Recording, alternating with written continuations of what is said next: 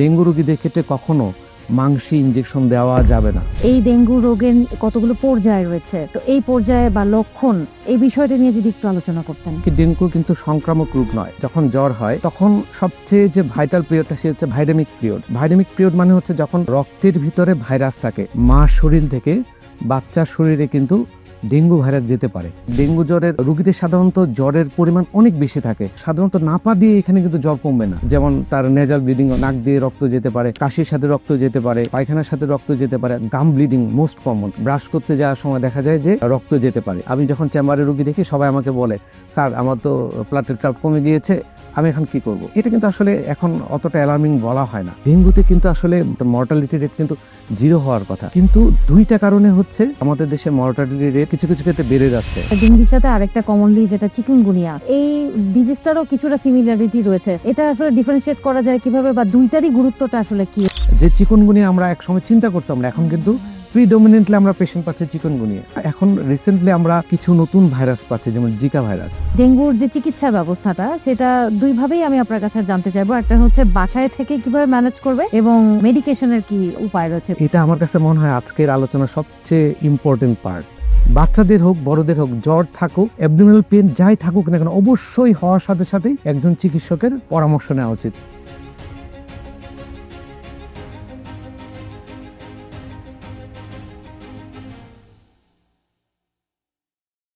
সুপ্রিয় দর্শক, আপনাদের সকলকে স্বাগত জানাচ্ছি। দেখছেন লাইফলাইন পাওয়ার্ড বাই আকিজ মেডিপ্লেক্স।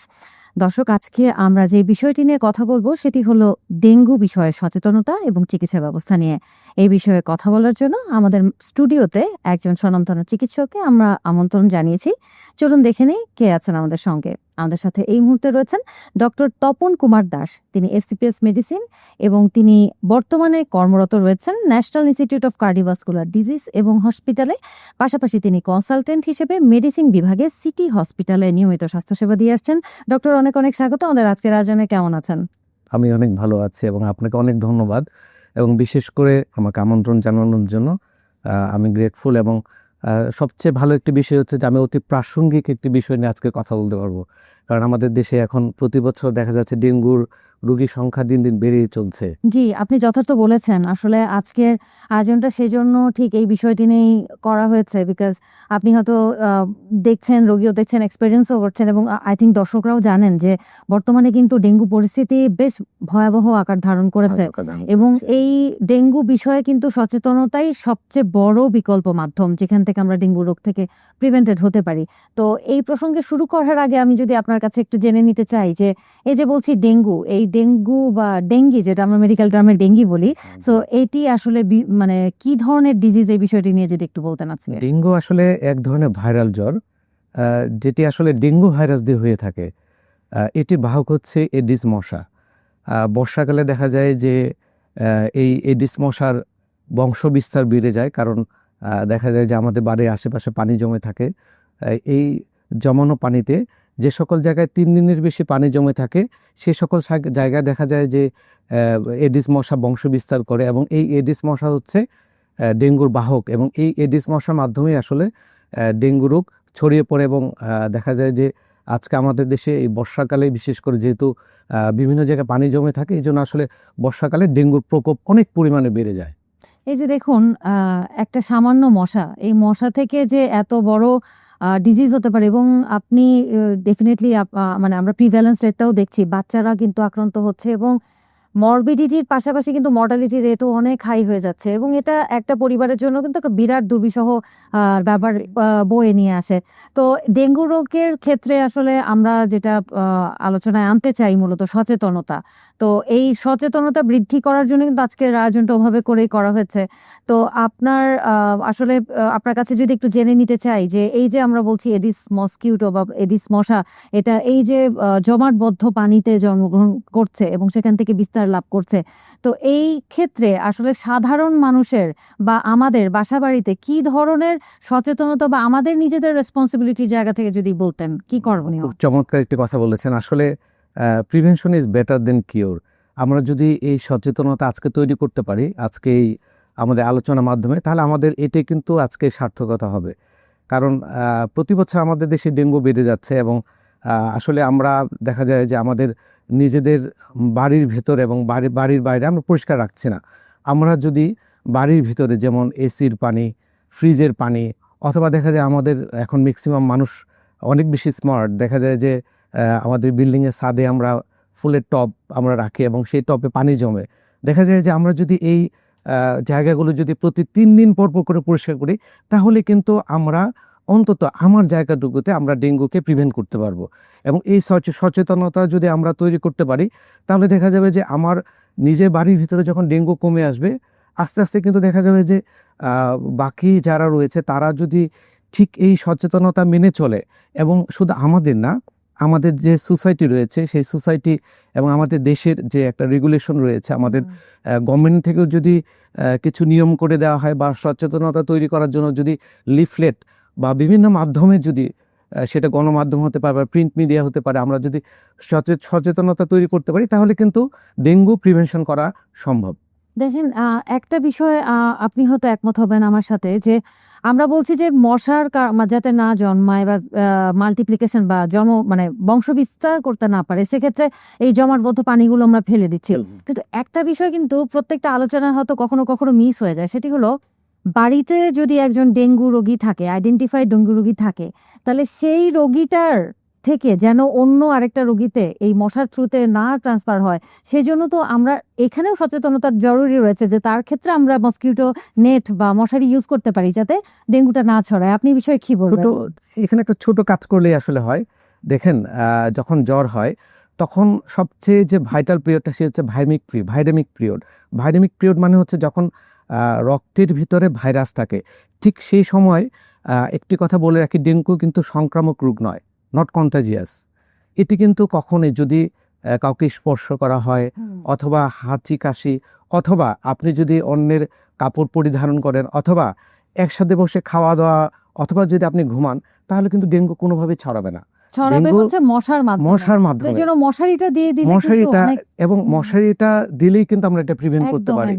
এবং প্রিভেন্ট শুধু কিন্তু এটা না, দেখেন আপনি কিন্তু ফুল টাইম আপনার কিন্তু মশারি দিতে হবে এরকম কথা না। আপনার যে কয়দিন জ্বর থাকবে ঠিক সেই কয়দিন আপনি যদি মশারি ইউজ করেন, তাহলেই কিন্তু ডেঙ্গু প্রিভেন্ট করা সম্ভব। এইটা খুব চমৎকার একটা বিষয় বলেছেন। এবার আমরা যদি এই একটু ধরেন চিকিৎসার আগে মানে আমাদের যে রোগটা বিষয় আরেকটু যদি ডিটেলসে জানতে চাই আপনার কাছে, যে এই যে ডেঙ্গু রোগ, এই ডেঙ্গু রোগের কতগুলো পর্যায় রয়েছে, তো এই পর্যায়ে বা লক্ষণ, এই বিষয়টা নিয়ে যদি একটু আলোচনা করতেন। আসলে এটি আমার মনে হয় দর্শকদেরও আসলে খুব জানার আগ্রহ, কারণ একজন ডেঙ্গু রোগী আসলে কী ধরনের প্রেজেন্টেশন নিয়ে আসে। বিশেষ করে এখন আমাদের দেশে দেখা যায় যে ডেঙ্গু জ্বরের পাশাপাশি আরও কিছু জ্বর আমরা দেখতে পাই, যেটা আসলে ক্লিনিক্যাল ফিচার যেটা আমরা বলি বা প্রেজেন্টেশন বলি, ওইটা দেখা যায় যে আসলে কাছাকাছি প্রেজেন্টেশন। এই জন্য আসলে আমরা যদি লক্ষণগুলো জানতে পারি, তাহলে অন্ততপক্ষে আমরা জনসচেতনতা বা সচেতনতা আমরা তৈরি করতে পারবো, এবং কি করতে হবে সেটা নিয়েও কিন্তু আমরা মেজারমেন্ট নিতে পারবো।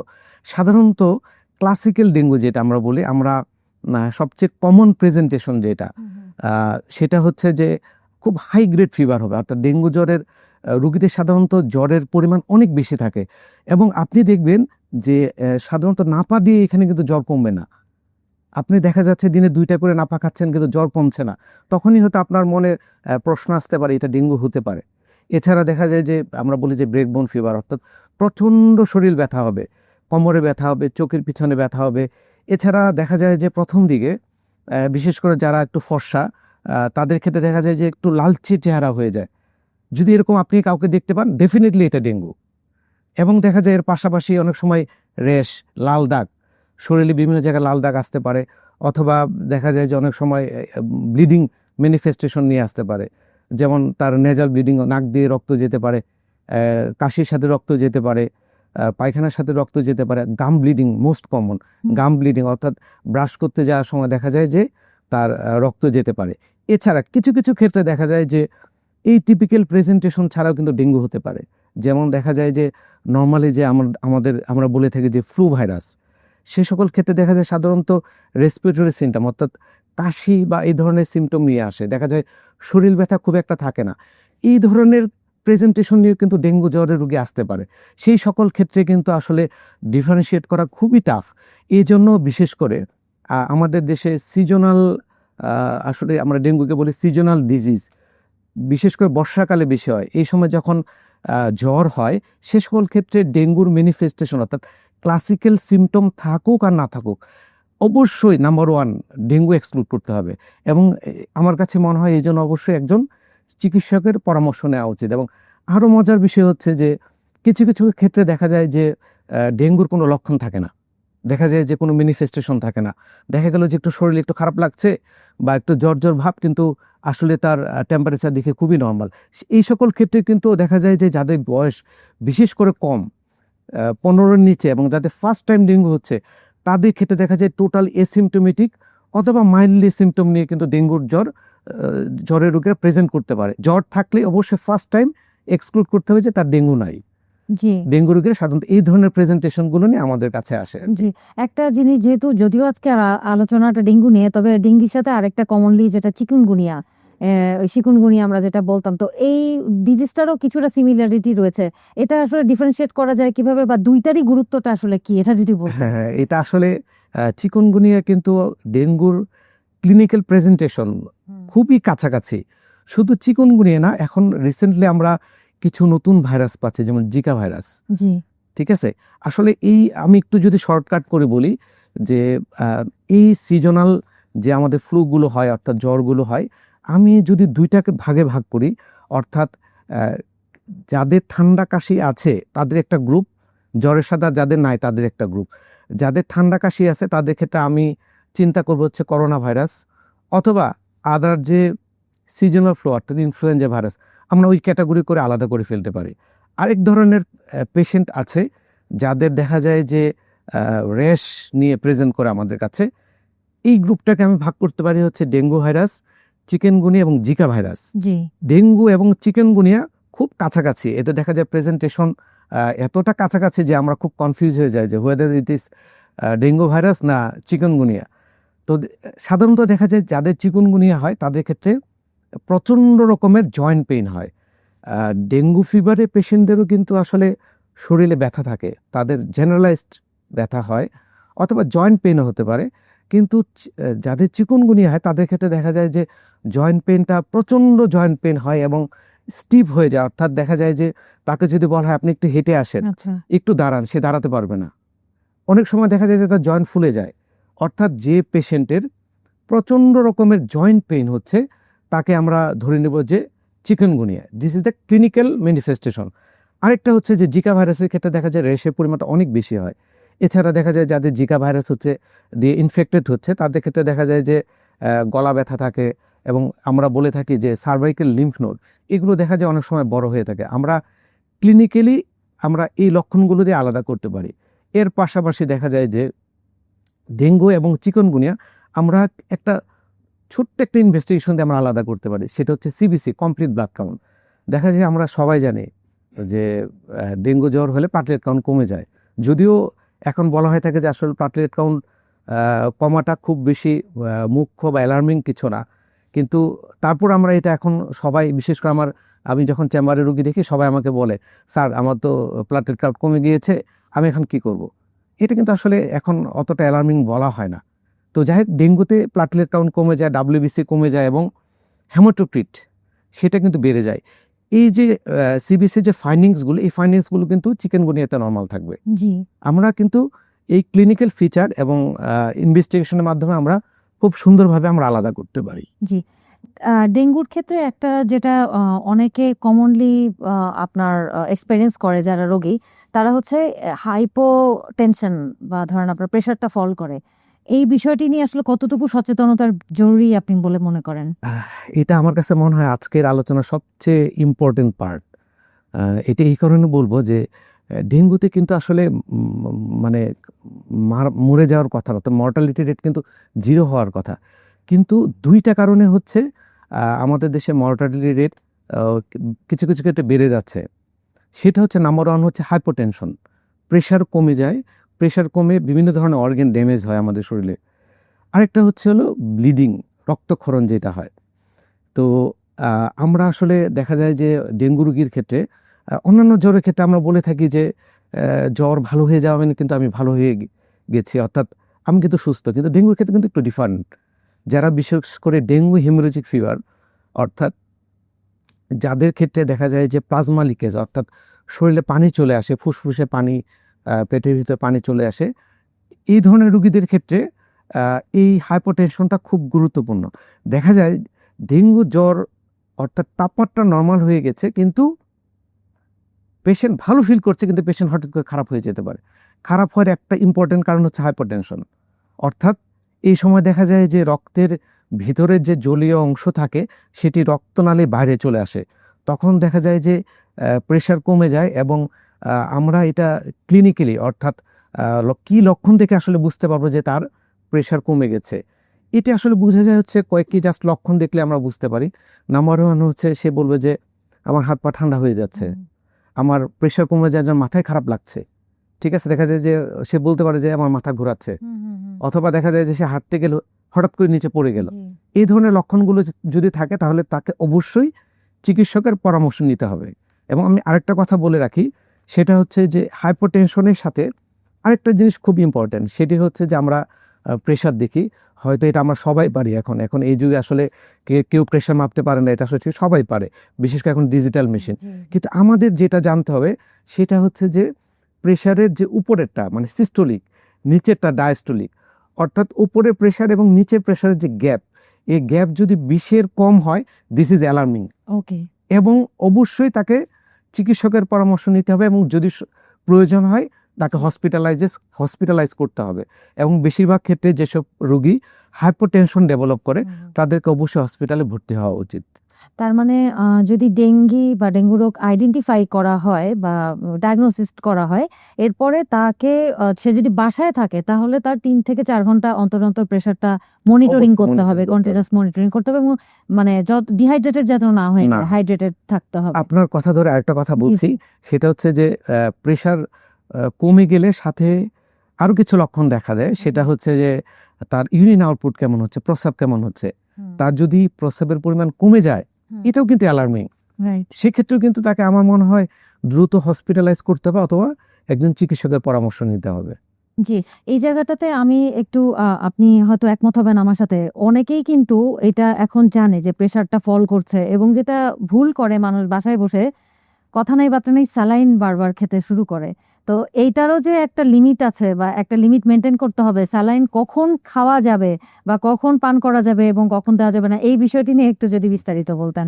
আসলে ডিহাইড্রেশন যেরকম খারাপ, ওভার হাইড্রেশনও খারাপ। অর্থাৎ পানি কমও খাওয়া যাবে না, বেশিও খাওয়া যাবে না, যতটুকু প্রয়োজন। কারণ যে ওই সময়টা তো আসলে লাংসে পানি আসার একটা টেন্ডেন্সি থাকে, রাইট। এখানে ব্যাপার হচ্ছে যে আমরা একটা ডেঙ্গুর মর্টালিটি কমাতে পারি যদি আমরা সঠিকভাবে এই ফ্লুইড ম্যানেজমেন্ট করতে পারি, অর্থাৎ পানি খাওয়াটাকে যদি আমরা সঠিকভাবে খেতে পারি। আমরা আসলে ডেঙ্গুতে কিন্তু পানি ঠিক বলি না, আমরা বলে থাকি যে লিকুইড মানে তরল জাতীয় খাবার খেতে বলি। এটা কিন্তু কয়েকটা কারণ আছে। নাম্বার ওয়ান কারণ হচ্ছে যে আমরা বলে থাকি তার ডিহাইড্রেশন মেনটেন করার জন্য, ডিহাইড্রেশন যাতে না হয় এই জন্য আমরা পানি খেতে বলি। পানি বিশেষ করে যেমন স্যালাইনে পানি খেতে পারি, ডাবের পানি খেতে পারি, এছাড়া ফলের জুস খেতে পারি। অবশ্যই এটা কিন্তু বাসার তৈরি, বাইরের যে বোতলজাত যে ড্রিঙ্কসগুলো আছে এগুলো খাওয়ার কোনো প্রয়োজন নাই। আর আরেকটা হচ্ছে যে আমরা ডিহাইড্রেশন যাতে না হয় এই জন্য আমরা খেতে বলি। এছাড়া হচ্ছে তার ইলেকট্রোলাইটস যাতে ব্যালেন্স থাকে সেদিকেও আমাদের আসলে খেয়াল রাখতে হবে। এছাড়া নিউট্রিশনাল ভ্যালুটাও কিন্তু আমার মেনটেন করতে হবে, কারণ নিউট্রিশন যদি মেনটেন না করতে পারি, কারণ ডেঙ্গু রোগী কিন্তু খুব যে সকল যারা ডেঙ্গুতে ভুগছেন শুধু তারাই জানে কতটা দুর্বলতা ডেভেলপ করে এই জ্বরে। এই জন্য আমি বলবো যে তরল জাতীয় খাবার খাবেন, সেটা অবশ্যই চিকিৎসকের পরামর্শ অনুযায়ী। এটা বডি ওয়েট অনুযায়ী সাধারণত আমরা বলে থাকি দিনে 2 থেকে 3 লিটার তরল জাতীয় খাবারই এনাফ ডেঙ্গু জ্বরের রোগীদের জন্য। জি, তাহলে আমরা যে আলোচনায় অনেকখানি কভার করলাম, আমার মনে সচেতনতার জায়গা থেকে আমরা বেশ অনেক ইম্পর্টেন্ট গুরুত্বপূর্ণ বিষয়গুলো আসলে আমাদের দর্শকদের কাছে তুলে ধরেছি সচেতনতার জন্য। এবার এ পর্যায়ে যদি আমি একটু জেনে নিতে চাই আপনার কাছে যে এই যে ডেঙ্গু রোগ নির্ণয়, এটা প্রথম যখন জ্বর থাকে তখন কিভাবে নির্ণয় করা হয় এবং জ্বর পড়ে যাওয়ার পরে কি কি নির্ণয় পলিসি বা পদ্ধতি রয়েছে, এই বিষয়টি নিয়ে এবার একটু শুনবো আপনার কাছে। আপনি খুব সুন্দর বলেছেন যে আসলে ডেঙ্গু জ্বরের ক্ষেত্রে আমার মনে হয় যে আমরা দুইটা ধাপে চিকিৎসা করি। একটা হচ্ছে তাপমাত্রা যখন বেশি থাকে তখন, আরেকটা হচ্ছে তাপমাত্রা যখন কমে যাবে তখন। তবে হ্যাঁ, তাপমাত্রা কমার কয়দিন পর্যন্ত আমরা হচ্ছে পেশেন্টকে ইনভেস্টিগেশনের মাধ্যমে ফলো আপ করবো, এটা সাধারণত 3 দিন। যখন একজন ডেঙ্গু রোগী, আমরা সাসপেক্টেড ডেঙ্গু রোগী আমাদের কাছে আসে, একজন ডেঙ্গু রোগীর সবচেয়ে গুরুত্বপূর্ণ টেস্ট হচ্ছে 3টি। এক নম্বর হচ্ছে কমপ্লিট ব্লাড কাউন্ট, নাম্বার 2 হচ্ছে NS1 অ্যান্টিজেন, আর আরেকটি হচ্ছে ডেঙ্গু অ্যান্টিবডি। একজন রোগী যখন 5 দিনের ভেতরে আসবে তখন সাধারণত আমরা কমপ্লিট ব্লাড কাউন্ট এবং NS1 অ্যান্টিজেন করতে দেই। NS1 অ্যান্টিজেন আসলে আমরা এখানে অ্যান্টিজেন দেখতে পাই, যেটা চিকনগুনিয়াতে আসলে ভেরি টাফ, ওইখানে করা যায় না। চিকনগুনিয়াতে আমরা আসলে প্রথম 5 দিনের ভিতরে ডায়াগনোসিস করাটা একটু টাফ হয়ে যায়, কারণ আমাদের দেশে এখন অ্যান্টিজেন ডিটেকশনের কোনো মেথড এখনো চালু হয়নি। অ্যান্টিবডি করতে পারি বাট নট অ্যান্টিজেন। তবে সবচেয়ে গুরুত্বপূর্ণ হচ্ছে কমপ্লিট ব্লাড কাউন্ট। আমরা আসলে বলে থাকি যে ডেঙ্গু রোগীদের এই যে প্লাটিলেট কাউন্ট, রোগীরা বা আমরাও অনেকে হয়তো প্লাটিলেট কাউন্টকে গুরুত্ব দিই, কিন্তু সবচেয়ে গুরুত্বপূর্ণ যে টেস্ট সেটা হচ্ছে সিবিসির ভেতরে হচ্ছে WBC কাউন্ট। WBC কাউন্ট যদি আপনার স্বাভাবিক থাকে ভেরি গুড, যদি এটা কমে যায় তাহলে বুঝতে হবে যে তার ভাইরামিক পিরিয়ড চলছে, অর্থাৎ তার রক্তে যত বেশি ভাইরাস থাকবে তার WBC কাউন্ট তত কমবে। এবং যখন তার WBC কাউন্ট কমে আবার ভালো দিকে যাবে তখন বুঝতে হবে তার ভাইরামিক পিরিয়ডটা নেই। এই জন্য ফার্স্ট প্রায়োরিটি হচ্ছে WBC কাউন্ট, যেটা ডেঙ্গুতে সাধারণত কমে যায়। সেকেন্ড হচ্ছে হেমাটোক্রিট। হেমাটোক্রিট হচ্ছে রক্তের RBCর পরিমাণকে আমরা বলি হেমাটোক্রিট। সাধারণত দেখা যায় যে ডেঙ্গু জ্বরের ক্ষেত্রে আমি একটু আগে বলেছি যে রক্তনালীর ভিতরে যে জলীয় অংশটা থাকে সেটি রক্তনালীর বাইরে চলে যায়। তখন দেখা যায় যে যেহেতু জলীয় অংশ চলে যায় কিন্তু RBC WBC প্লাটিলেট রয়ে যায়, দেখা যায় যে এই সেলুলার অংশটুকু অনেক সময় বেড়ে যায়, প্রপোর্শনালি বেড়ে যায়, যেটাকে আমরা হেমাটোক্রিট বলি। দেখা যায় যে ডেঙ্গু জ্বরে যদি হেমাটোক্রিট ভালো থাকে তাহলে পেশেন্ট আমি বলবো যে খুব ভালো আছে। কিন্তু হেমাটোক্রিট যদি নর্মালের চেয়ে অনেক বেড়ে যায়, সাধারণত আমরা বলে থাকি 20%-এর বেশি যদি বেড়ে যায় তাহলে আমি বলবো যে এখানে প্লাজমা লিকেজ, অর্থাৎ তার প্রেশার কমে যেতে পারে, বুকে পানি আসতে পারে, পেটে পানি আসতে পারে। এই জন্য সেকেন্ড মোস্ট ইম্পর্টেন্ট হচ্ছে হেমাটোক্রিট। থার্ড হচ্ছে প্লাটিলেট। যে প্লাটিলেট আমরা সাধারণত দেখি যে ক্লাসিক্যাল ডেঙ্গুতে প্লাটিলেট কাউন্ট সাধারণত 1 লাখ থেকে 1.5 লাখের ভিতরে থাকে। প্লাটিলেট কাউন্ট নর্মাল হচ্ছে 1.5 লাখের উপরে। 1 লাখ থেকে 1.5 লাখ থেকে হচ্ছে ক্লাসিক্যাল ডেঙ্গুতে থাকে। আর 1 লাখের নিচে নেমে আসে হচ্ছে ডেঙ্গু হিমোরেজিক ফিভার, যেটা খারাপ ভ্যারাইটি আমরা বলে থাকি। এই জন্য first WBC count, second haematocrit, third হচ্ছে প্লাটিলেট, এবং সেকেন্ড ইম্পর্টেন্ট হচ্ছে NS1। আর ডেঙ্গু অ্যান্টিবডি যেটা আমরা করে থাকি এটা সাধারণত আমরা 5 দিন পরে করে থাকি, কারণ আমরা জানি যে ইউজুয়ালি যে কোনো রোগের ক্ষেত্রে অ্যান্টিবডি তৈরি হতে গেলে 5 থেকে 7 দিন সময় লাগে। সাধারণত আমরা 5 থেকে 7 দিন অর্থাৎ 5 দিন পরে যখন আসে আমরা ডেঙ্গু অ্যান্টিবডি করতে দিই। ডেঙ্গু অ্যান্টিবডি দুটি আমরা মেনলি দেখি, ইমিউনোগ্লোবিন M, ইমিউনোগ্লোবিন G। যদি M পজিটিভ হয় তাহলে আমরা ধরে নিই যে রিসেন্ট বা কারেন্ট বা এখনকার যে ইনফেকশন সেটা, আর G হলে পাস্ট ইনফেকশন। তবে এখানে একটা কথা আছে যে যার এর আগে ডেঙ্গু হয়েছে, ডেঙ্গু কিন্তু 4টা স্ট্রেন, ডেন 1, 2, 3, 4। আমরা জানি যে যদি ডেঙ্গু ডেন 1 দিয়ে কারো ইনফেকশন হয় সেটা লাইফ টাইম প্রোটেকশন দেয়, কিন্তু অন্য ভ্যারাইটি যেমন ডেন 1 দিয়ে আপনার হয়েছে, সেকেন্ড টাইম কিন্তু আপনার ডেন 2 দিয়ে হবে, কিন্তু এটা প্রথম 2 মাস হবে না, প্রথম 2 মাস ক্রস প্রোটেকশন দিবে, অর্থাৎ অন্যান্য স্ট্রেন থেকেও আপনাকে প্রোটেকশন দিবে। 2 মাস পরে অন্যান্য ভাইরাস, অন্যান্য স্ট্রেন দিয়ে আপনার ডেঙ্গু জ্বর হতে পারে। এই জন্য দেখা যায় যে লাইফ টাইমে আমরা বলে থাকি যে ডেঙ্গু 4 বার হতে পারে, এই 4টা স্ট্রেন দিয়ে হতে পারে। যাদের সেকেন্ড টাইম ডেঙ্গু হচ্ছে তাদের দেখা যায় যে এই ইমিউনোগ্লোবিন Mটা শরীরে থেকে যায়। সেকেন্ড টাইম যখন আবার জ্বর হবে তখন দেখা যায় আমরা সাধারণত অনেক সময় ইমিউনোগ্লোবিন Mটা পাই না, তখন আমরা রাইজিং টাইটার দেখি, অর্থাৎ ইমিউনোগ্লোবিন G তার পজিটিভ আসছে, আমি 3 দিন পর আবার তার ট্রাইটার বা 7 দিন পর আবার ট্রাইটার দেখলাম, যদি এটা 4-fold রাইজ হয় বা বেড়ে যায় তাহলে বুঝতে হবে তার সেকেন্ড টাইম ডেঙ্গু, এবং এটা খুব ডেঞ্জারাস। দর্শকদেরও বলতে চাই যে সেকেন্ড টাইম ডেঙ্গু যাদের হচ্ছে ফার্স্ট টাইম ডেঙ্গু চেয়ে কিন্তু অনেক ভয়াবহ আকার ধারণ করতে পারে। তো আমরা মোটামুটি এই ইনভেস্টিগেশনগুলো ডেঙ্গুর জ্বরের রোগীদের ক্ষেত্রে আমরা করে থাকি। জি, আসলে ইনভেস্টিগেশনের যে আগে সবচেয়ে বেশি জরুরি হচ্ছে অন্তত চিকিৎসকের শরণাপন্ন হওয়া।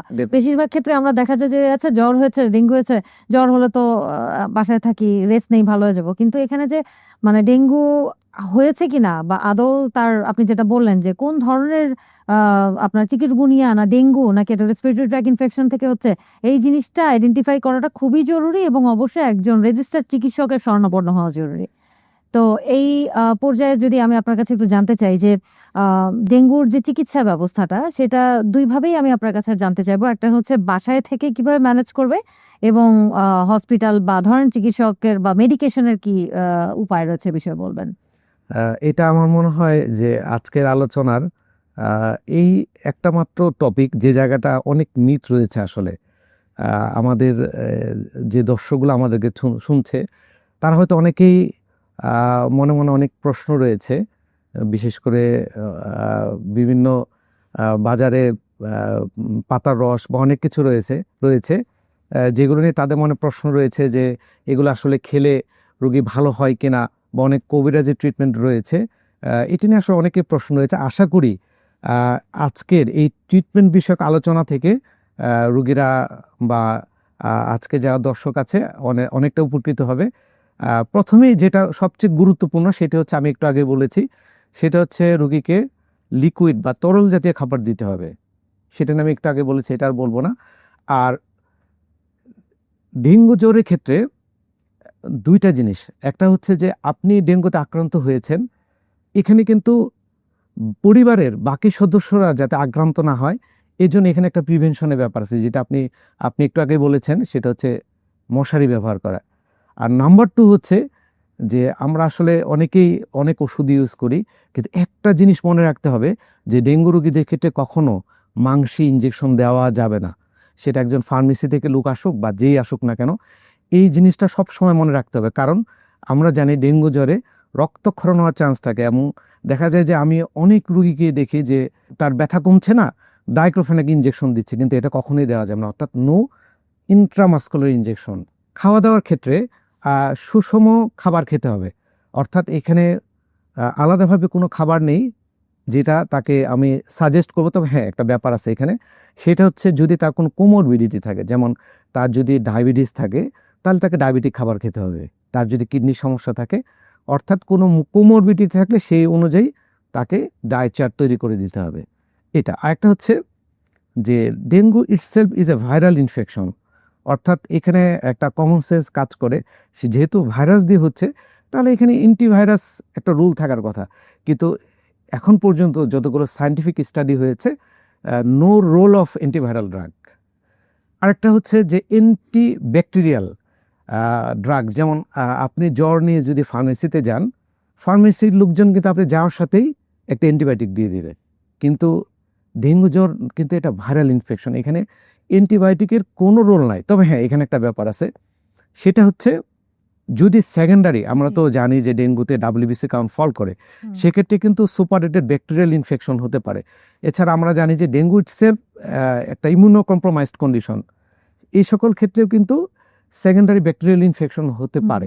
সে সকল ক্ষেত্রে অ্যান্টিবায়োটিক ইউজ করা যাবে, কিন্তু এটা অবশ্যই একজন গ্রাজুয়েট বা পোস্ট গ্রাজুয়েট যে কোনো একজন চিকিৎসকের পরামর্শ অনুযায়ী নিতে হবে।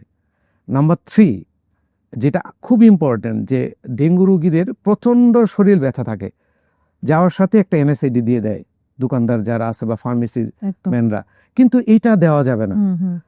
ডেঙ্গু রোগীদেরকে আমরা সিম্পল প্যারাসিটামল জাতীয় ট্যাবলেট আমরা দিতে পারি, কিন্তু আমরা সাধারণত দেখি যে ডেঙ্গু রোগীদের ক্ষেত্রে ডেঙ্গু থেকে লিভারে কিছুটা হেপাটাইটিস হয়, এজন্য অবশ্যই 3 গ্রামের বেশি প্যারাসিটামল ট্যাবলেট খাওয়া যাবে না। অর্থাৎ সারাদিনে আপনি যদি ট্যাবলেট চিন্তা করেন তাহলে 6টি ট্যাবলেট খাবেন। আরেকটি কথা বলে রাখি যে ম্যাক্সিমাম আরেকটি কথা বলে রাখি, সেটা হচ্ছে ডেঙ্গুতে কিন্তু হাই গ্রেড ফিভার হয়, আপনি নাপা দিচ্ছেন, জ্বর কমছে না, ওরিড হওয়ার কোনো কারণ নাই, আপনি স্পঞ্জ করেন, আপনার টেম্পারেচার যদি 101ও থাকে, ওরিড হওয়ার কোনো কারণ নাই। এছাড়া আরেকটি ওষুধের কথা আমরা বলেছি, স্টেরয়েড, অনেক ক্ষেত্রে আমরা ইউজ করে থাকি, কিন্তু ডেঙ্গুতে ইটসেলফ স্টেরয়েডের খুব একটা রোল নাই। তবে হ্যাঁ, যদি ডেঙ্গু থেকে কিছু কমপ্লিকেশন হয়, যেমন ডেঙ্গু এনকেফালাইটিস, সেই সকল ক্ষেত্রে আমরা স্টেরয়েড ইউজ করতে পারি, তবে অবশ্যই এটি একজন চিকিৎসকের পরামর্শ অনুযায়ী নিতে হবে। প্রয়োজনীয় ডোজ ওভাবে করে চিকিৎসকই নির্ধারণ হ্যাঁ, করে নিতে থাকেন। হবে। আর আরেকটা হচ্ছে যে অ্যালার্মিং, যেটা ডেঙ্গুতে মর্টালিটি হওয়ার দুইটা কারণ, একটা হচ্ছে প্রেশার ফল করা, আর একটা হচ্ছে রক্তক্ষরণ। যদি প্রেশার কমে যায় আমরা কিন্তু লিকুইড জাতীয় খাবার খেতে বলি, আর প্রেশার যদি ফল করে যায় আমরা হসপিটাল এডমিশনের মাধ্যমে আমরা সিম্পল আইভি ফ্লুইড নর্মাসেলানটিকে রুগী কিন্তু আমরা বাঁচিয়ে মর্টালিটি প্রিভেন্ট করতে পারি, রুগী সুস্থ বাসায় চলে যেতে পারে। এবং এই ফ্লুইড ম্যানেজমেন্ট আমাদের দেশে আসলে এইটা সম্পর্কিত সাদা মানুষের কোনো ধারণা নেই, এই জন্য মর্টালিটি রেটটা আসলে একটু বেশি হয়। আপনি খুব ইম্পর্টেন্ট একটা কথা বললেন যে কোমরবিড ডিজিজ যেটা রয়েছে, যেমন ডায়াবেটিস হতে পারে, এবং এটার সাথে যেমন ধরেন যারা আপনার প্রেগনেন্ট ওমেন, এরাও একটা ভালনারেবল গ্রুপে বিলং করে। ছোট ছোট শিশুরা যাদের ডেঙ্গু হয় ভালনারেবল গ্রুপ বিলং করে। তো এই পর্যায়ের এই অংশটা যদি আপনার কাছে একটু জেনে নিতে চাই সচেতনতা বৃদ্ধির জন্য, যে যারা কোমরবিড ডিজিজে আক্রান্ত রয়েছে তাদের ক্ষেত্রে ডেঙ্গু রোগে কতটা সচেতনতা জরুরি, এই বিষয়ে যদি বলতেন। গর্ভকালীন সময়ে যদি ডেঙ্গু জ্বরে আক্রান্ত হয়, এখানে একটি গুরুত্বপূর্ণ মেসেজ হচ্ছে যে ডেঙ্গু কিন্তু আমি একটু আগে বলেছি যে স্পর্শ বলেন অথবা একসাথে যদি খাওয়া দাওয়া করি বা হাঁচি কাশি কোনোভাবেই ছড়াবে না, কিন্তু এখানে কিন্তু ভার্টিক্যাল ট্রান্সমিশন হয়, অর্থাৎ মা শরীর থেকে বাচ্চার শরীরে কিন্তু ডেঙ্গু ভাইরাস যেতে পারে। সেক্ষেত্রে কিন্তু কিছু প্রবলেম হতে পারে, যেমন যদি গর্ভকালীন সময়ে প্রথম দিকে হয় সে সকল ক্ষেত্রে দেখা যায় অ্যাবর্শন হতে পারে, অথবা যদি লাস্ট ট্রাইমেস্টারের দিকে হয় সেক্ষেত্রে প্রিমেচিউর ডেলিভারি হতে পারে, বাচ্চার ওজন কম হতে পারে, এবং এন্টিপার্টাম এবং পোস্টপার্টাম হেমোরেজ হতে পারে। এই জন্য অবশ্যই যদি গর্ভকালীন সময় ডেঙ্গু জ্বর হয় তাহলে অবশ্যই তাকে হসপিটালাইজ হতে হবে এবং একজন চিকিৎসকের পরামর্শ অনুযায়ী তার চিকিৎসা চালাতে হবে। এবং যদি লাস্ট ট্রাইমেস্টারে হয় সেক্ষেত্রে ডেলিভারিও জয়েন্টলি, মানে অর্থাৎ মেডিসিন স্পেশালিস্ট, গাইনোকোলজিস্ট, বা যদি প্রয়োজন হয় আমরা অন্য স্পেশালিস্টকেও এখানে ইনভলভ করে আমরা একটা কম্প্রিহেন্সিভ ট্রিটমেন্টের মাধ্যমে আমরা তার ডেলিভারিটা করতে পারি। এই জন্য গর্ভকালীন সময়ে যদি ডেঙ্গু হয় চিকিৎসা প্যাটার্ন প্রায় আমরা সচরাচর যেভাবে করে থাকি সেইভাবেই করে থাকি, কিন্তু ডেলিভারি বা বাচ্চার যাতে প্রিমেচিউর ডেলিভারি না হয় অথবা যাতে ডেলিভারি রিলেটেড কমপ্লিকেশন না হয়, এই জন্য অবশ্যই গাইনোকোলজিস্ট এবং মেডিসিন স্পেশালিস্ট জয়েন্টলি মিলে আমাদেরকে কাজ করতে হবে এখানে। আমি অভিভাবকদের বলতে চাই, যদি বাচ্চা প্লেফুল না হয়, অর্থাৎ বাচ্চা যদি দেখা যায় খেলাধুলা যদি না করে, যদি খাওয়া দাওয়া কম করে, বা দেখা যায় একটু লেথার্জিক হয়ে যাচ্ছে, তাহলে অবশ্যই একজনের চিকিৎসকের পরামর্শ নেওয়া উচিত। যদি আমরা একজন চিকিৎসকের পরামর্শ অনুযায়ী বাচ্চার ফুড ম্যানেজমেন্ট আমরা ভালো করতে পারি, তাহলে কিন্তু মর্টালিটি রেট আমরা এখন যা হচ্ছে তার চেয়ে আমরা কমাতে পারবো। আরেকটা ইম্পর্টেন্ট জিনিস যে এখন কিন্তু মসকিউটো রিপেলেন্ট এভেলেবল রয়েছে, তো এটা একটা বেবিকে খুব ভালো বলেছেন। আসলে আমরা যদি এটা বাচ্চাদের স্কুলে যাওয়ার সময় যদি আমরা ইউজ করতে পারি সেক্ষেত্রেও কিন্তু আমরা দেখা যায় যে বাচ্চাদের ডেঙ্গু হওয়ার রেটটা আমরা কমাতে পারবো। আসলে আরেকটা বিষয় হচ্ছে যে বিশেষ করে বর্ষার সময় যেহেতু ডেঙ্গুর উপদ্রবটা বেশি হয়, এই সময়টা যেহেতু আমরা জানি যে এডিস মশা কিন্তু খুব একটা উপর পর্যন্ত উঠতে পারে না। সো সেক্ষেত্রে যদি আমরা বাচ্চাদের ক্ষেত্রে বা ইভেন বড়রাও যদি মোজা পরে থাকি বাইরে যাওয়ার সময়, বা এই বিষয়ে মোজা, হ্যাঁ আপনি খুবই চমৎকার বলেছেন। আসলে শুধু মোজা না, আমি মনে করি যে এই সময়টা আমরা যদি ফুল হাতা শার্ট আমরা বাচ্চাদেরকে বা বড়রা আমরাও যদি ইউজ করতে পারি এবং মোজা জুতা ব্যবহার করি, তাহলে কিন্তু মসকুইটো বাইট কিন্তু ওইভাবে আসলে কামড়াতে পারবে না, মসকুইটো কামড়াতে পারবে না, তাহলে দেখা যাবে কিন্তু ডেঙ্গু হওয়ার সম্ভাবনা কমে যাবে। এটা একটা ভালো প্রিভেন্টিভ মেজার আমি মনে করি আর কি।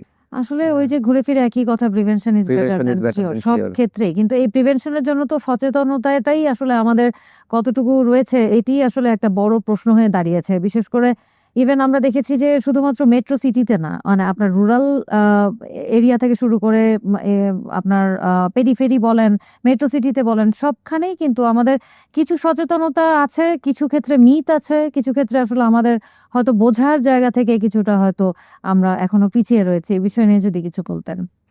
আসলে আপনি একটি ভালো কথা বলেছেন যে একটা সময় ধারণা করা হতো যে ডেঙ্গু হচ্ছে আরবান এরিয়ার রোগ, অর্থাৎ এটা ঢাকা শহরের রোগ। কিন্তু এখন কিন্তু আসলে নগরায়ণ শুধু ঢাকায় হচ্ছে না, এটা কিন্তু পেরিফেরিতে গ্রাম অঞ্চলেও কিন্তু হচ্ছে।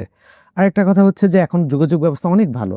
আপনি কিন্তু এখন ঢাকার সাথে আমার ধারণা বাংলাদেশের সবগুলো ডিস্ট্রিক্টের এসি গাড়ি বা বাস বা ট্রেন চালু আছে, এর মাধ্যমে কিন্তু ডেঙ্গু মশা শহর থেকে গ্রামে যাচ্ছে। তার মানে আসলে এটা আসলে মিথ ছিল যে শুধু শহরাঞ্চলে ডেঙ্গু হচ্ছে, এই কথাটি ঠিক নয়। এখন কিন্তু বরিশাল সহ কিছু রিজনে কিন্তু ভালো ডেঙ্গুর পেশেন্ট আমরা পাচ্ছি, অর্থাৎ গ্রাম অঞ্চলেও কিন্তু ডেঙ্গু হচ্ছে। এছাড়া বলা হয়ে থাকে যে এটা সিজনাল, হ্যাঁ প্রিডমিনেন্টলি সিজনাল, যে এটা বর্ষাকালে ডেঙ্গুটা বেশি হয়, কিন্তু ডেঙ্গুর চরিত্র এবং প্যাটার্ন ডে বাই ডে কিন্তু চেঞ্জ হচ্ছে। দেখা যায় যে ডেঙ্গু আসলে আমরা শুধু বর্ষাকাল না, আমরা পুরা বছর জুড়েই কিন্তু আমরা পাচ্ছি। প্রিডমিনেন্টলি আমরা বর্ষাকালে পাচ্ছি, মানে পরিমাণটা বেশি, কিন্তু কম কম করে হলেও সারা বছর কিন্তু আমরা পাচ্ছি। আর আরেকটা বলা হয়ে থাকে যে আগে বলা হয়ে থাকতো যে পরিষ্কার পানিতে, স্থির পানিতে ডেঙ্গু মশা বংশ বিস্তার করে, কিন্তু ইদানিং গবেষণায় দেখা যাচ্ছে যে না, ময়লা পানিতেও ডেঙ্গু বংশ বিস্তার করে থাকে। এই জন্য দেখা যায় যে ডেঙ্গু রিলেটেড অনেক মিথ রয়েছে আসলে, যেগুলো আসলে ঠিক নয়। আর কি কি মিথ রয়েছে ইন্টারেস্টিং ফ্যাক্ট? বিশেষ করে চিকিৎসার ক্ষেত্রে অনেক মিথ রয়েছে। যেমন অনেকে মনে করে যে পেঁপে পাতা রস খেলে ডেঙ্গু জ্বর, প্লাটেলেট কাউন্ট কমে যায়, প্লাটেলেট কাউন্ট বেড়ে যাবে। এটা নিয়ে কিন্তু বাজারে আসলে বিভিন্ন কোম্পানির সিরাপ বা ট্যাবলেট কিন্তু পাওয়া যায়। কিন্তু আমরা আসলে ডেঙ্গুর চিকিৎসার ক্ষেত্রে আমরা কিন্তু গাইডলাইন ফলো করি। আমাদের গাইডলাইনে কিন্তু এই ধরনের কোনো কথা লেখা নাই, অর্থাৎ যেহেতু আমরা গাইডলাইন ফলো করি এবং যে স্টাডিগুলো হয়েছে পেঁপে পাতার রস নিয়ে, এই স্টাডিগুলো সাফিসিয়েন্ট না, খুব দুর্বল স্টাডি। যেহেতু আমাদের সেরকম স্টাডি আমাদের নেই এবং আমাদের গাইডলাইন সাপোর্ট করে না, সেক্ষেত্রে কিন্তু আমরা অবশ্যই বলবো যে পেঁপে পাতার রস বা পেঁয়াজের রস এগুলো খেলে প্লাটলেট কাউন্ট বেড়ে যাবে, এটা আসলে ঠিক না। তাহলে যদি একটু আপনার কাছে জানতে চাই যে বাসা বাড়িতে যারা আছে, ধরেন ক্লাসিক্যাল ডেঙ্গুতেই আক্রান্ত রয়েছে, এই ক্ষেত্রে রোগীরা কি ধরনের, আপনি প্রথমে বলেছেন খাবারের অনেক কিছু বলেছেন, তারপরও জানবো আপনার কাছে কি ধরনের শাকসবজি খাবে বা ফলমূল খাবে, এই বিষয়ে যদি বলতেন। ক্লাসিক্যাল ডেঙ্গু আসলে দুই ধরনের রোগী, আমি যদি সহজ করে বলি, ক্লাসিক্যাল ডেঙ্গু রোগী সাধারণত খারাপ হয় না। অর্থাৎ ডেঙ্গু জ্বরের ক্ষেত্রে দুইটা ফেজ, একটা হচ্ছে ফিব্রাইল ফেজ, যে সময়টা জ্বর থাকবে, আর একটা হচ্ছে যে জ্বর ভালো হওয়ার পরে ক্রিটিক্যাল ফেজ, যেটা 2 থেকে 3 দিন। এটা সাধারণত যাদের ক্লাসিক্যাল ডেঙ্গু তাদের ক্রিটিক্যাল ফেজটা থাকে না। ক্লাসিক্যাল ডেঙ্গু জ্বর ভালো হওয়ার পরেই রোগী ভালো হয়ে যায়। জ্বর ভালো হওয়ার পরে ক্রিটিক্যাল ফেজে প্রেশার ফল করে।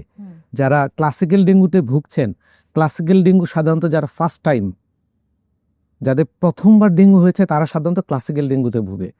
তাদের ক্ষেত্রে দেখা যায় যে প্রেশার ফল করার মতো বা প্লাটেলেট কাউন্ট অনেক কমে যাওয়ার মতো বা রক্তক্ষরণের মতো এই ব্যাপারগুলো খুব কম হয়।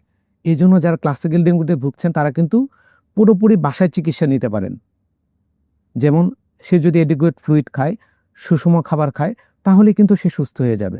তবে হ্যাঁ, তাকে অবশ্যই, আমরা তো জানি না যে সে ক্লাসিক্যাল ডেঙ্গু না তার ডেঙ্গু হিমোরেজিক ফিভার, অর্থাৎ যে ডেঙ্গুতে প্রেশার ফল করে, ক্লাসিক্যাল ডেঙ্গু এবং ডেঙ্গু হিমোরেজিক ফিভার দুইটির ভিতরে কোনটিতে ভুগছে এটা তো আমি জানি না, উনি রোগীও তো জানে না। এই জন্য আমাদের জ্বর কমার পরে আমরা বলবো যে 3 দিন খুব সাবধানে থাকার জন্য। জ্বর কমার পরেও 3 দিন অবশ্যই চিকিৎসকের পরামর্শ নিয়ে বাসায় চিকিৎসা নিলেই ভালো থাকবে।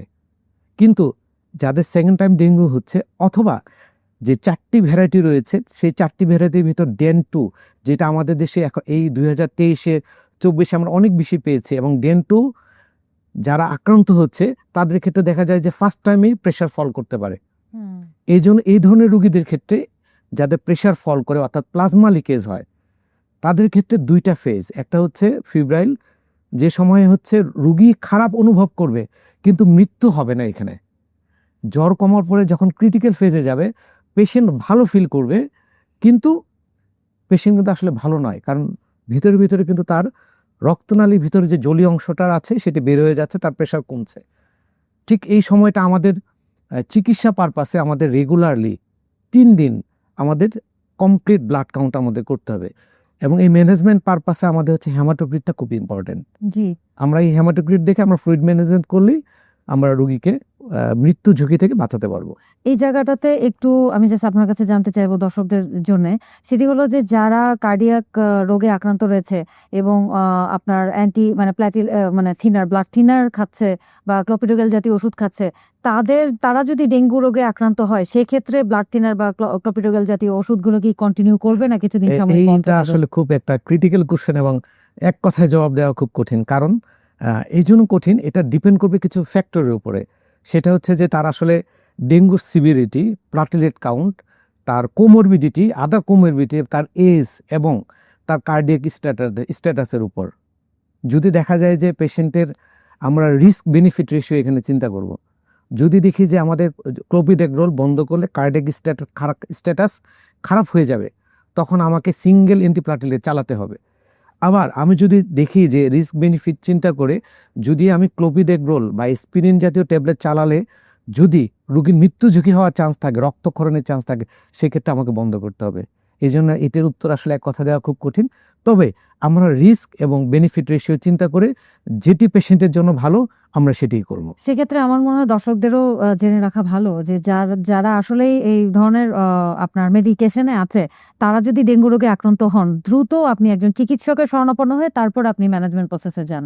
বন্ধ করার আগে বা বন্ধ করব কি করব না, এটি মানে একজন চিকিৎসক কি ভালো বলতে পারবেন। আপনার কথা ধরে একটু বলছি, সেটি হচ্ছে কিছু ডিজিজ বা কিছু ডিজিজ কন্ডিশন বা কিছু আদার কোমরবিডিটি আছে, যেমন আপনি যেটা বললেন যে যাদের হার্টের প্রবলেম আছে, যাদের ডায়াবেটিস আছে, যাদের হাইপারটেনশন আছে, যারা দীর্ঘদিন থেকে লিভার ডিজিজ, যারা দীর্ঘদিন থেকে রেনাল ডিজিজ অর্থাৎ কিডনি রোগে ভুগছেন বা ক্যান্সারে ভুগছেন বা ইমিউনো কম্প্রোমাইজড কোনো ড্রাগ খাচ্ছেন, তাদেরকে অবশ্যই ডেঙ্গু জ্বর সাসপেক্টেড অর্থাৎ জ্বর হওয়ার সাথে সাথেই একজন চিকিৎসকের পরামর্শ অনুযায়ী ওষুধ খাওয়া উচিত। তো আমরা আসলে আলোচনা অনেক কিছু জানতে পারলাম আপনার সাথে কথা বলে।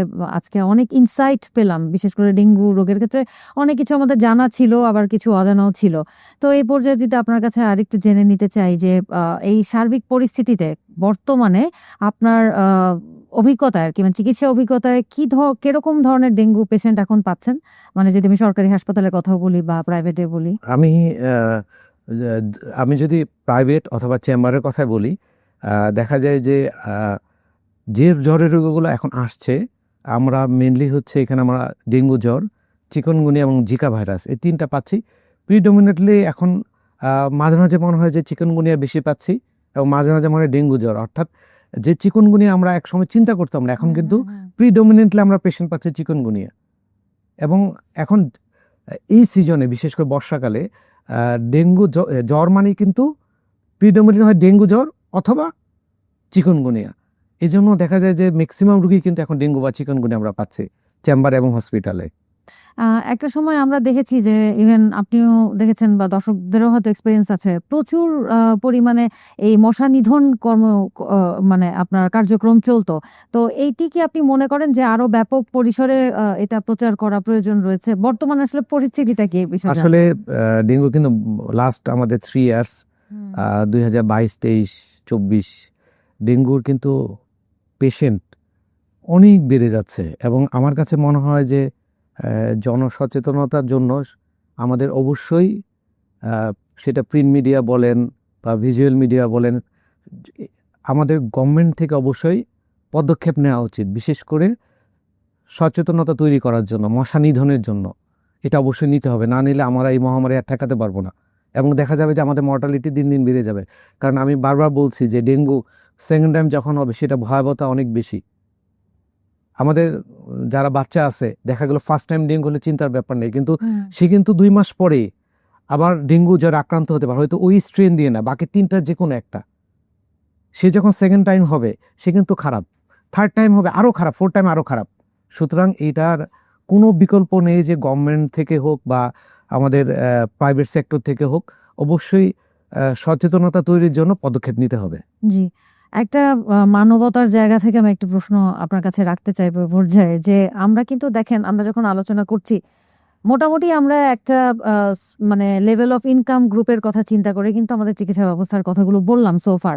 কিন্তু এই যে মেট্রো সিটিগুলোতে কিন্তু প্রচুর এমন মানুষ থাকেন যাদের ইনকাম সোর্স একদম দারিদ্র্য সীমার নিচে এবং আমি যদি বলি রিক্সা পুলার যারা আছেন বা আমাদের বাসা বাড়িতে যারা আমাদের হেল্পিং হ্যান্ড কাজ করছেন, তো তাদের ক্ষেত্রে আসলে সচেতনতা, আমি জানি না তারা টেলিভিশন দেখেন কিনা বা ডিজিটাল মাধ্যম দেখেন কিনা, তো তাদের ক্ষেত্রে ডেঙ্গু রোগে আক্রান্ত হলে আসলে কিভাবে আমরা মানে আমাদের যদি আমি সিএসআর প্রোগ্রামের কথাও চিন্তা করি, সেখান থেকে আমরা কিভাবে তাদেরকে সচেতন করতে পারবো বা চিকিৎসার ক্ষেত্রে হেল্প করতে পারবো, এই বিষয়ে যদি জানতে। এটি আসলে একটি খুব ভালো কথা বলেছেন আসলে, কারণ আমাদের দেশের আসলে মেজরিটি হচ্ছে হলো মানে দরিদ্র, এবং তারা দেখা যায় যে আসলে জ্বর হলে চিকিৎসাও নিতে চায় না বা ডাক্তারের কাছেও যেতে চায় না।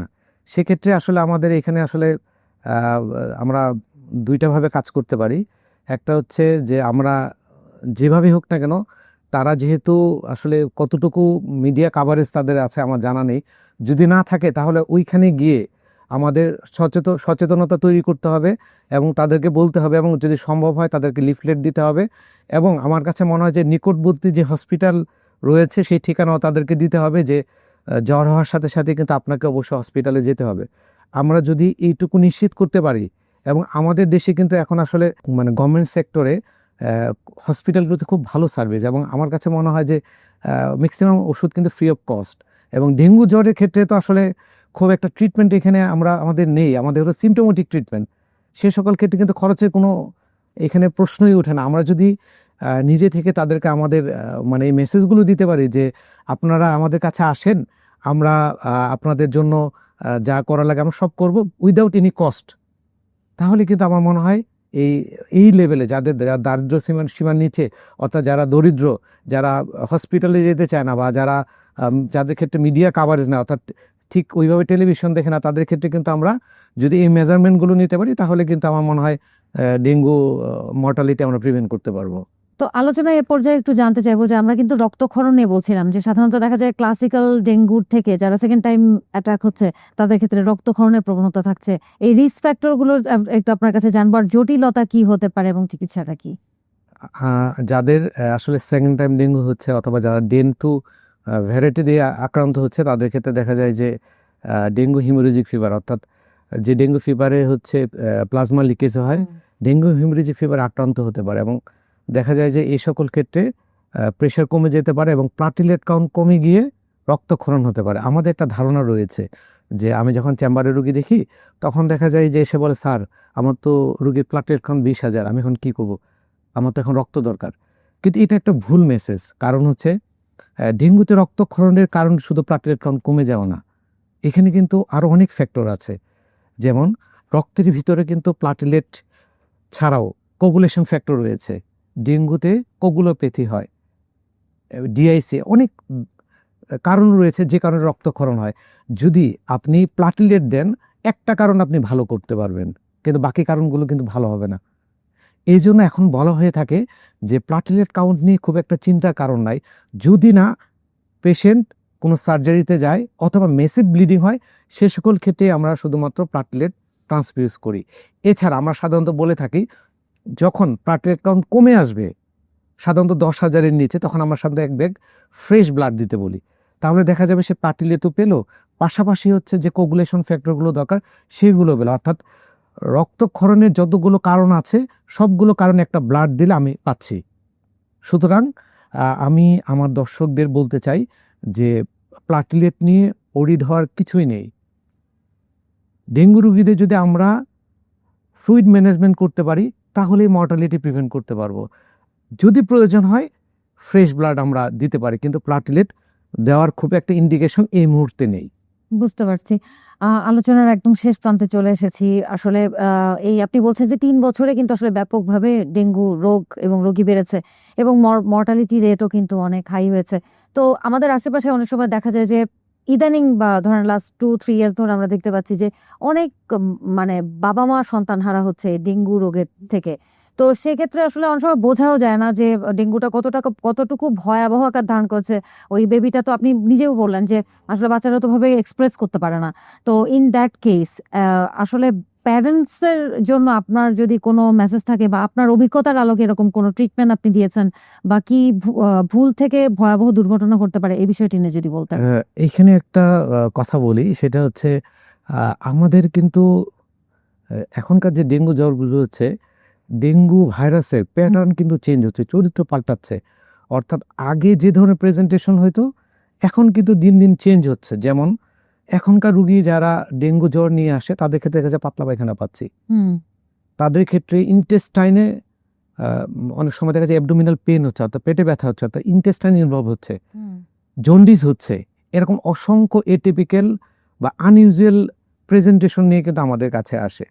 তো আমি একটি বাস্তব অভিজ্ঞতা বলতে চাই যে আমি আমার পরিচিত একজন বাচ্চা ডাক্তারের কাছে যায় অ্যাবডোমিনাল পেন নিয়ে, severe abdominal pain, just like acute অ্যাপেন্ডিসাইটিসের মতো। তো তাকে আসলে যাওয়ার পরে যে ডাক্তার দেখেছে সেও আসলে ওইভাবে যেহেতু অ্যাবডোমিনাল পেন সে ভেবেছে এটা অ্যাকুইট অ্যাপেন্ডিসাইটিস, এবং রুগীরা হয়তো জ্বরের কথাটা ওইভাবে বলতে পারেনি। কিন্তু আলটিমেটলি দেখা যায় যে যখন বাচ্চা পরীক্ষা দেওয়া হলো সিবিসিতে, সিবিসি করার পরে দেখা গেল যে তার প্লাটেলেট কাউন্ট কিন্তু অনেক কম। এই যে জাস্ট একদিনের জন্য বাচ্চা দেখা গেলো এক্সপায়ার করে গেল, ওই বাচ্চার মর্টালিটি কিন্তু আমরা প্রিভেন্ট করতে পারলাম না, মৃত্যু ঝুঁকি থেকে কিন্তু আমরা তাকে ফেরাতে পারলাম না। কিন্তু আমরা যদি ঠিক সেই সময়টা একটা ফ্লুইড ম্যানেজমেন্ট হসপিটালে ভর্তি করে আমরা করতে পারতাম, তাহলে কিন্তু বাচ্চাটাকে আমরা সেই মৃত্যু ঝুঁকি থেকে ফেরাতে পারতাম। আমার দর্শকদেরকে যে মেসেজটা দিতে চাই যে ডেঙ্গুর যে আনইউজুয়াল প্রেজেন্টেশনগুলো হচ্ছে, সেই বিশেষ করে সিজনাল, অর্থাৎ এই বর্ষাকালে বাচ্চাদের হোক বড়দের হোক জ্বর থাকুক, অ্যাবডোমিনাল পেন যাই থাকুক না কেন, অবশ্যই হওয়ার সাথে সাথেই একজন চিকিৎসকের পরামর্শ নেওয়া উচিত। তাহলে আমরা কিন্তু এই মৃত্যু ঝুঁকির মতো ভয়াবহ পরিস্থিতি থেকে আমরা ফিরতে পারবো। ডক্টর, আপনাকে অসংখ্য ধন্যবাদ।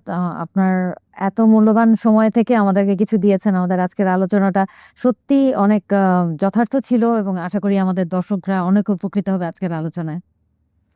আপনি আসলে খুব চমৎকার, আমার পাশাপাশি যদিও আপনি প্রেজেন্টর ছিলেন, কিন্তু আমার কাছে মনে হয় আমার পাশাপাশি আপনিও কিন্তু অনেক সুন্দর সুন্দর ইনফরমেশন, অর্থাৎ আমি যে জায়গাগুলোতে আমার গ্যাপ ছিল ওই জায়গাগুলো কিন্তু আপনি পূরণ করে দিয়েছেন। আপনি ফ্যান্টাস্টিক প্রেজেন্টেশন করেছেন।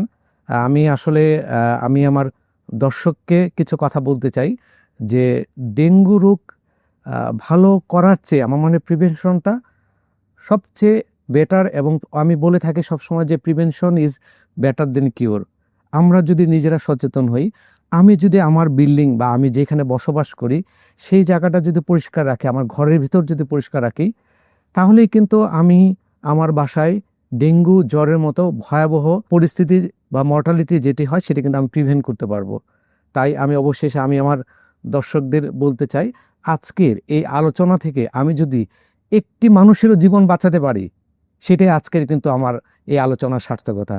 সবাইকে ধন্যবাদ। দর্শক, এতক্ষণ দেখছিলেন লাইফলাইন পাওয়ার্ড বাই আকিজ মেডিপ্লেক্স। আমরা কথা বলছিলাম ডেঙ্গু রোগ, চিকিৎসা ব্যবস্থা এবং সচেতনতা নিয়ে।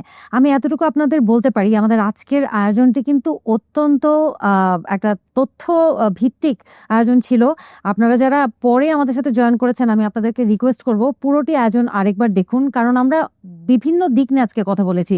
শুধু ডেঙ্গু রোগ না, ডেঙ্গু রোগে কি কি ধরনের জটিলতা হতে পারে বা কি কি ভুলের কারণে আমাদের আসলে পরিবারে দুর্ঘটনা হতে পারে, তো এই বিষয়গুলো নিয়ে জানার জন্য কিন্তু আমাদের আজকের আয়োজনটা খুবই গুরুত্বপূর্ণ ছিল।